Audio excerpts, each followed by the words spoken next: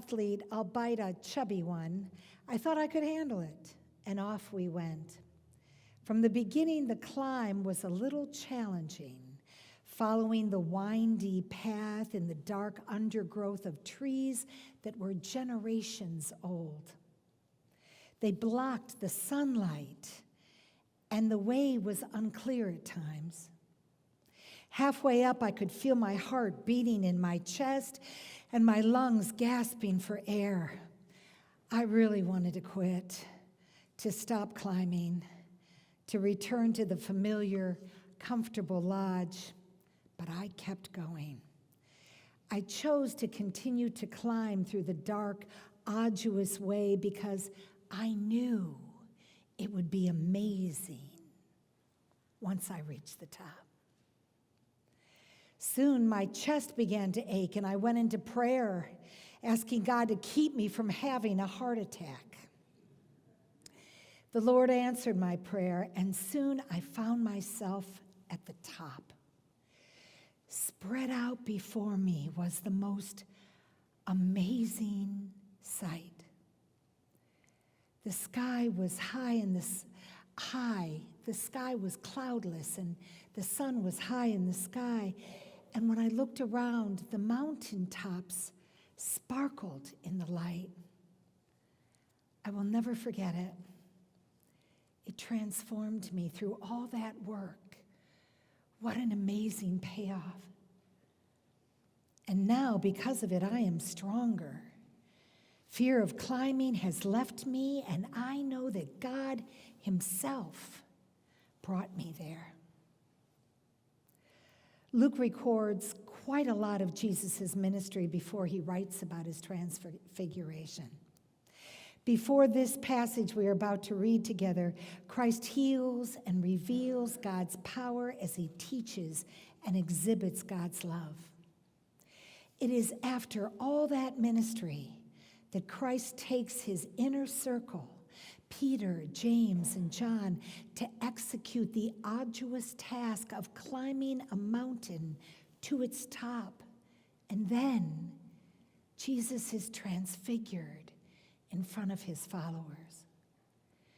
Christ's outward appearance changes until he shows who he truly is, a divine figure of light and spirit. Jesus is so bright that Mark tells us in his gospel that Christ became white, a white no fuller could accomplish. A fuller was someone who cleaned white clothes and bleached them in Jesus' day. And they used such a strong substance that they actually had to go outside of the city to do their jobs. So severe was the smell. The point is that Jesus shone with an unearthly brightness to which nothing on earth could compare. And then Moses and Elijah, long dead, appear, and the three of them speak to each other about Christ finishing his work of our salvation, about Jesus' departure from this world. Let's read the word together. Then he said to them all, "If anyone wants to become my followers, let them deny themselves and take up their cross daily and follow me. For those who want to save their life will lose it, and those who lose their life for my sake will save it. For what does it profit them if they gain the whole world but lose their soul?" Now about 8 days after these sayings, Jesus took with him Peter, John, and James, and went up the mountain to pray. And while he was praying, the appearance of his face changed, and his clothes became a dazzling white. Suddenly they saw 2 men, Moses and Elijah, talking to him. They appeared in glory and were speaking of his departure, about what he was about to accomplish in Jerusalem. A cloud came and overshadowed Peter, John, and James, and they were terrified as they entered the cloud. Then from the cloud came a voice that said, "This is my Son, my chosen. Listen to him." Let's just sit in that image for a moment. Perhaps even close your eyes as you listen to this eerily beautiful song.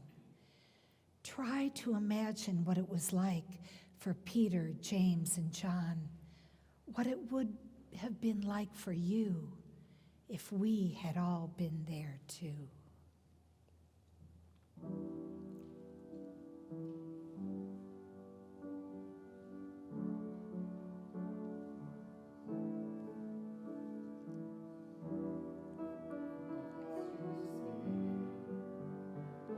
Veiled now is seen, Jesus the image of